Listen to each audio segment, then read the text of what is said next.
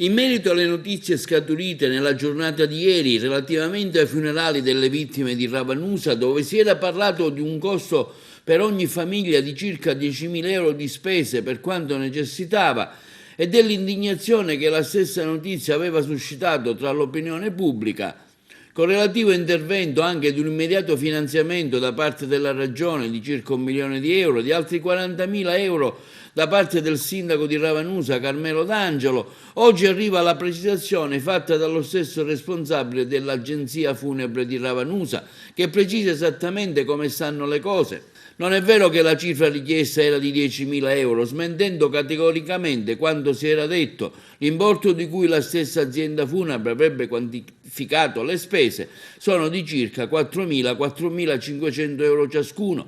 L'agenzia funebre Messana Cen di Ravanusa precisa altresì che si è occupata solo dei funerali di 7 vittime nel totale complessivo. Sono l'amministratore dell'agenzia funebre Messana Cen di Ravanusa.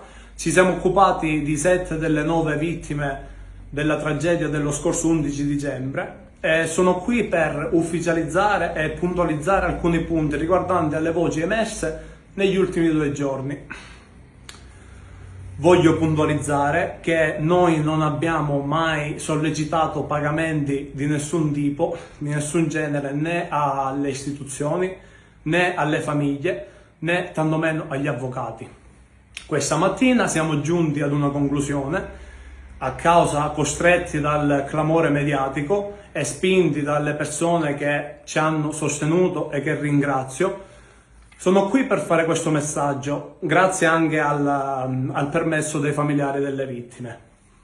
Sono qui per comunicarvi ufficialmente che il costo dei funerali non ammonta a 10.000 euro come si vocifera, ma le fatture sono state messe solamente stamattina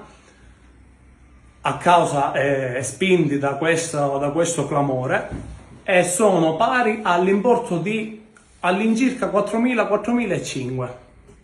Chi ci conosce sa bene che non è nostro costume fare sciacallaggio in determinate situazioni né in altre situazioni, e ne sono testimoni tutte le persone di Ravanusa che hanno avuto a che fare con noi personalmente. Detto ciò, ci rammarica veramente tutta questa situazione imbarazzante, perché addolora di più le famiglie e tutta la situazione che stanno già vivendo da mesi. In conclusione, spero di aver messo un punto a tutta questa situazione.